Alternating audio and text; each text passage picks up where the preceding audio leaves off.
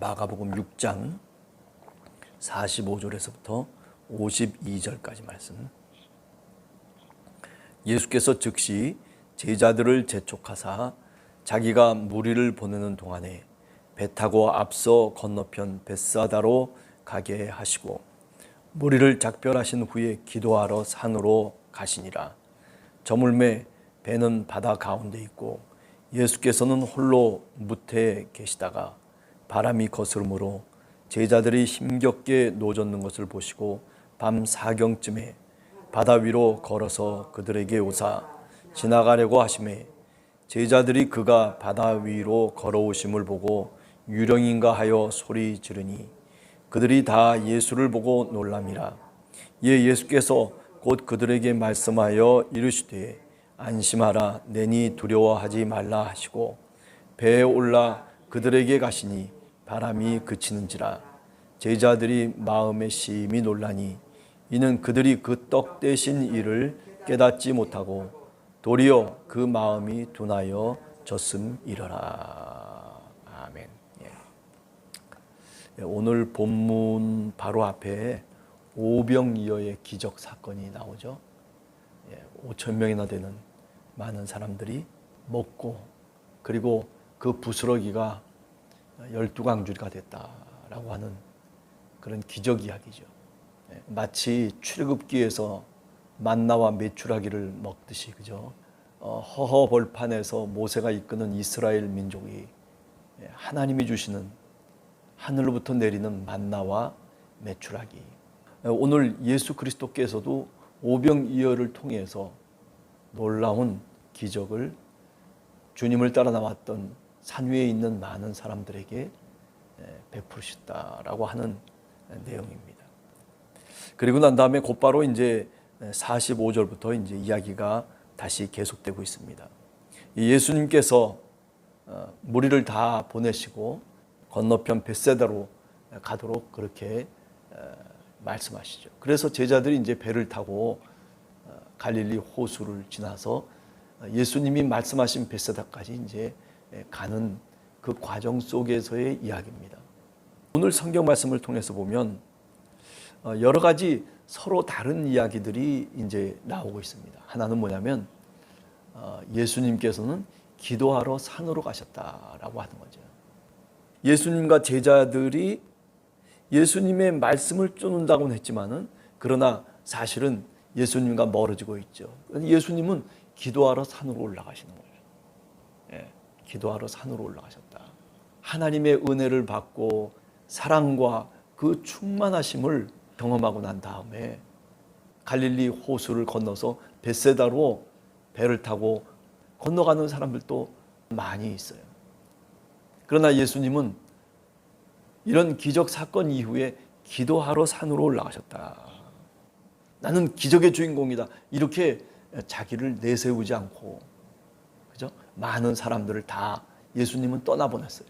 제자들도 떠나보내고 주님을 따랐던 많은 무리들도 떠나보내고 예수님 홀로 산으로 가시는 거예요. 저는 이 장면이 굉장히 의미 있는 장면이라고 그렇게 생각을 합니다. 세상을 살아가면서 예수님처럼 이런 능력이 있고 지혜가 있고 권능이 있다면 자랑할 만하잖아요. 또 바로 직전에 오병이어의 사건을 예수님께서 베푸셨어요.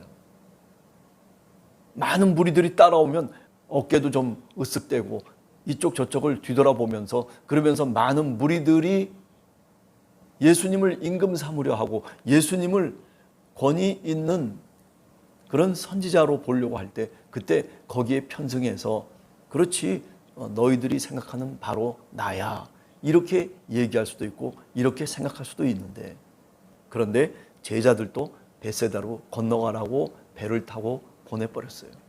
예수님 홀로 남은 겁니다.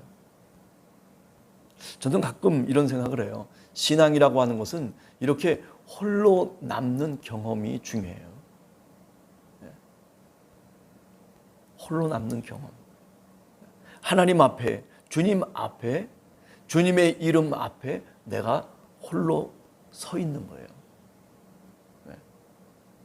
이것은 어떤 인간이 느끼는 외로움이라고 하는 것과는 다릅니다.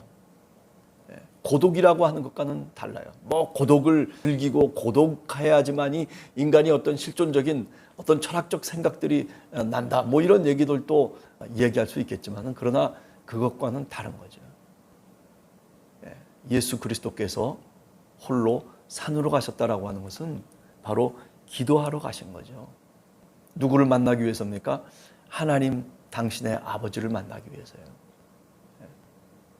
많은 사람들이 나를 어떻게 평가하고 많은 사람이 나를 쫓느냐 아니면 나를 떠났느냐 뭐 이런 게 중요한 게 아니라 사실은 신앙이라고 하는 것은 내 홀로 하나님을 대면하는 그 장면이 사실은 신앙의 핵심이죠. 내 친구와 내 옆에 있는 아내와 내 자식들 할 것 없이 우리가 다 함께 사실은 신앙의 공동체를 이루면서 살아가는 것 또한 사실입니다. 그럼에도 불구하고 그런 공동체를 이루며 그리스도의 몸된 지체로서 살아가고 있음에도 불구하고 그러나 우리는 종종 이렇게 예수님처럼 홀로 하나님 아버지를 만나기 위해서 산으로 올라갔던 예수님처럼 그렇게 우리들도 시간이 필요하다는 거죠. 그게 뭐 리트릿 시간이라고도 얘기할 수 있겠죠. 명상의 시간 또는 묵상의 시간, 조용한 곳에 올라가서 그래서 깊은 기도를 하는 거죠. 하나님과 마주대하면서 기도하는 거예요. 오늘 우리 신앙인들이 이것을 잊어버렸어요. 이것을 잃어버렸어요. 옛날에 많은 신앙인들은요, 그죠? 집에 무슨 문제가 있고 내 자신의 어떤 여러 가지 위기가 오고 문제가 생기면은요, 교회로 나왔어요. 기도원으로 갔어요. 왜 그렇습니까? 많은 사람들이 있는 곳으로 가는 것이 아니라 자본주의적인 그런 수많은 사람들이 뭐 모여가지고 기도하고 이런 게 아니라 골방에 들어가서 하나님을 만나기 위해서, 하나님의 음성을 듣기 위해서. 오늘 우리들에게도, 오늘 우리 함께하는 교회 성도들에게도 바로 이런 기도의 골방이 필요한 겁니다. 예수님은 기도하러 많은 사람들을 다 떠내보내고 홀로 산으로 가시는 거죠. 여러분, 분주하게 오늘 하루도 살아갈 것입니다. 오늘도 우리가 우리의 삶의 자리 속에서 정신을 차리지 못할 정도로 어떤 때는 바쁘게도 살아갈 겁니다. 주님이 계신지, 하나님이 어떠신지, 하나님이 나를 이끌어 가시는지 거기에 대한 관심도 갖지 못하고 살아갈 정도로 그렇게 어쩌면 우리는 살아갈런지도 모릅니다. 그러나 오늘 성경은 우리들에게 얘기합니다. 기도해야 된다는 겁니다. 아니, 많은 사람 앞에서 같이 함께 으쌰하면서 기도하는 그런 기도가 아니라 정말 하나님 앞에서 하나님을 대면하기 위해서 주님을 찾고 조용히 기도의 골방을 찾아서 내가 하나님과 대면하라는 겁니다. 하나님의 아들이신 예수 그리스도가 우리에게 그런 신앙의 모범을 보여주시고 있는 거죠. 자, 그 다음에 두 번째는 밤 4경쯤까지 바다 위에서, 그 호수 위에서 노를 아무리 저어도 벳세다라고 하는 그 목표 지점에 가지 못하고 있는 거예요. 그런데 예수님께서 그들에게 걸어오셨다. 바다 위로 걸어오셨다. 그저 언제 떠났는데 아직도 그저 노를 짓고 있는 거예요. 이게 그들이 무슨 뭐 실력이 없어서 노를 그렇게 젓냐, 아직도 도착하지 못하고 있냐라고 하는 얘기가 아닙니다. 그죠? 그들은 어부 출신들이에요. 바다를 잘 알고 그 갈릴리 호수면요, 눈 감고서도 어디에 뭐가 있고 어디에 고기가 있고 어디에 뭐가 있는지 다 알고 경험하고 있었던 잔뼈가 어부로 붉었던 사람들이에요. 그죠? 예수님의 제자들 여러분들 아시지 않습니까? 우리가 요한복음 21장에 보면, 그죠? 예수님의 제자들, 7 제자들이 저 갈릴리 바닷가로 다시 다 돌아가 버렸잖아요. 부활하신 그리스도께서 찾아가셔가지고 그들이 다시 힘을 얻고 용기를 얻고 다시 새로운 희망을 찾도록 만드시죠. 어부 출신들이라고요. 할 수 있는 게 뭐밖에 없어요? 사실은 고기 잡는 것밖에 없어요. 대대로 그렇게 고기를 잡으면서 살아왔던 사람이에요. 그런데 지금 어찌된 영문인지 모르지만은 저녁에 출발했는데 그런데 아직도 새벽까지 어떻게 해요? 한밤중까지 그저 노를 젓고 있는 거예요. 자신이 생각했던 것과는 전혀 다른 일들이 지금 벌어지고 있는 상황이라고 하는 것을 우리가 성경을 읽으면서 기억해야 됩니다. 우리가 인생을 살다 보면요, 내 뜻대로 되는 게 사실은 별로 없어요. 이렇게 내 뜻과는 달리 이런 일들이 생긴다니까요. 그 자신 있게 노를 짓고 있음에도 불구하고 문제는 뭐냐면 목표 지점에 저 벳세다로 향해서 가지를 못하고 있는 거예요. 다시 말하면 헛수고를 하고 있는 거죠. 우리 인생의 길이라고 하는 게 어떤 때는 이렇게 헛된 수고 속에서 시간을 낭비하면서 살아갈 때가 있어요. 나는 잘 노를 짓는다라고 그렇게 생각하는데 그런데 이게 내 뜻대로 안 되는 거예요. 시간을 좀 먹고 그저 수고와 땀을 흘리고 있지만은 그러나 그것이 결과로 나타나지 않을 때가 종종 있는 겁니다. 여러분들 뜻대로 지금까지 살아왔습니까? 물론 그런 사람도 있겠죠. 그런 사람들은 복된 사람이에요.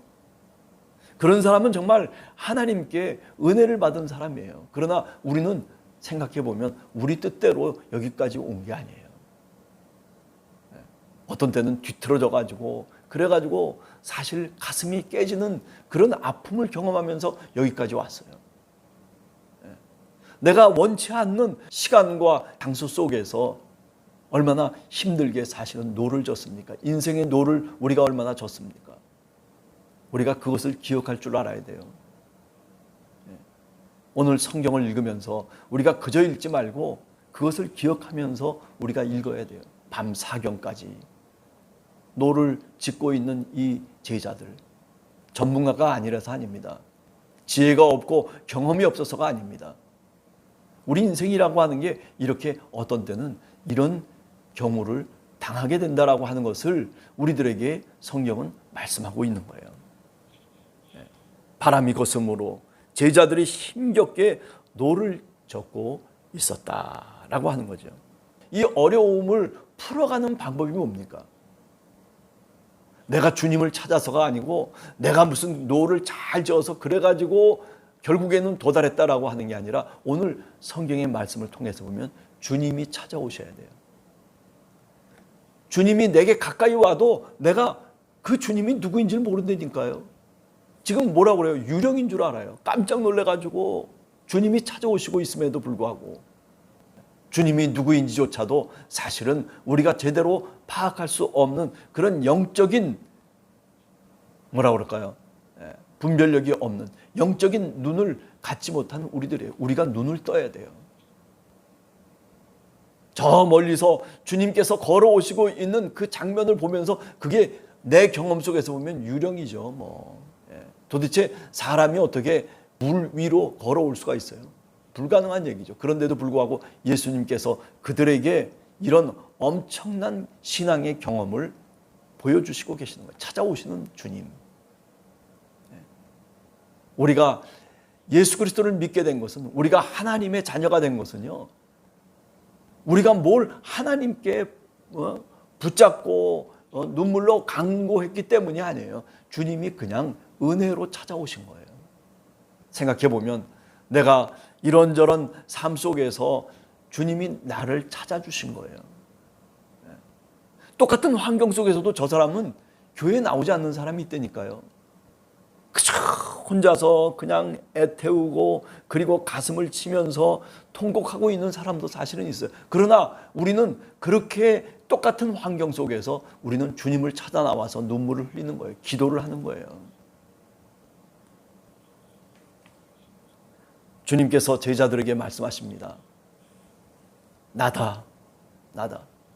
하나님은 우리들에게 뭘 말씀하시냐면 나다, 내가 바로 나다, 이렇게 말씀하시는 거예요. 모세에게 나타났던 그 여호와 하나님, 불이 꺼지지 않는 가시떨기 위에 당신의 모습을 보여주셨던 그 구원의 하나님은 뭐라고 자기를 얘기합니까? 나다. 나는 나다라고 얘기하는 거예요. 더 이상 설명이 필요 없어요. 그분을 바라보는 그 순간에 우리는 이분이 누구인지를 말로서가 아니라 그냥 우리의 영혼이 받아들입니다. 우리의 마음이 결정을 합니다. 이분이시구나. 네. 오늘 50절에도 보면 예수님께서 놀라고 두려워하고 있는 제자들에게 뭐라고 말씀하십니까? 안심하라, 나다. 두려워하지 말라. 나다라고 하는 말이 중요한 거예요. 나다. 네. 이 말씀 앞에 나다라고 하는 계시의 언어 속에 우리는 그냥 그분을 받아들이고 영접하는 것뿐이에요. 오늘 제자들이 그렇습니다. 나다라고 하는, 안심하라, 두려워하지 말라고 하는 이 예수님의 말씀, 노를 짓고 있는 그 배 위에 예수님이 걸어서 올라오셔서 그래서 그들과 함께 할 때 어때요? 지금 51절에 보면 바람이 그쳤다 얘기하고 있어요. 여러분, 우리 인생의 배에 주님이 같이 함께 타셔야 돼요. 우리가 살아가는 인생의 길, 길기도 하지만 어찌 보면 굉장히 짧은 시간이에요. 그러나 그 짧은 시간 동안 우리 인생의 배에 주님이 함께 하시면 이렇게 놀라운 은혜가 주어지는 겁니다. 이렇게 놀라운 기적이 정말 기적이 될 수 있는 것이죠. 자, 그럼에도 불구하고 52절을 한번 보세요. 뭐라고 되어 있습니까? 그럼에도 불구하고 그들이 그 떡 대신 일을 깨닫지 못하고 도리어 마음이 둔하여 졌음이로라. 이 사건의 배후에는 뭐가 있냐면 바로 이거예요. 기적을 베풀고 은혜를 받고 놀라운 하나님의 사건을 내가 경험했음에도 불구하고 그런데 마음은 둔해졌다는 거예요. 은혜를 은혜로 받지 못했다는 거죠. 하나님이 기적을 행하시고 그리고 은혜의 떡을 먹고 은혜의 고기를 내가 먹고 있었음에도 불구하고 그런데 그것을 내가 분명하게 인식하지 못했다는 거예요. 여러분, 우리가 신앙생활하면서도 마찬가지예요. 교회 속에서 하나님이 나와 함께 하시고 교회 속에서 아버지 하나님께서 우리에게 은혜를 주시고 예수 그리스도께서 우리와 함께 하심을 우리가 분명히 인식하고 깨달아야 되는데 그런데 그것을 깨닫지 못하는 사람이 있어요. 교회에 나와서도 마찬가지예요. 마음이 둔해져 가지고 세상 속에서 살던 그 판단과 그 기준과 그리고 그 가치관 속에서 그 인생관 속에서 모든 것을 바라보려고 하니까 영적인 눈이 띄어지질 않는 거예요. 눈이 닫혀 있는 상태죠. 우리가 누가복음 24장에도 보면 엠마오의 두 제자가 어떻습니까? 눈이 열리지를 못해가지고 그래가지고 바로 부활하신 그리스도가 내 옆에서 하나님의 말씀을 설명하고 있음에도 불구하고 그런데도 그가 누구인지를 깨닫지 못해요. 하나님이 눈을 열어주실 때 말씀을 통해서 그 눈이 열려질 때 비로소 그가 주님인 줄 깨닫게 되는 엠마오의 두 제자. 오늘 여기도 마찬가지입니다. 마음이 둔해진 거예요. 영적인 눈이 열려지질 않은 거예요. 그렇습니다. 우리 함께하는 교회라고 하는 이 거룩한 공동체 속에 하나님이 계십니다. 예수 그리스도께서 함께 하십니다. 문제는 뭐냐면 내 눈이 둔해져서 그래서 그것을 깨닫지 못하고 있다는 데에 사실은 우리의 문제가 있는 거예요.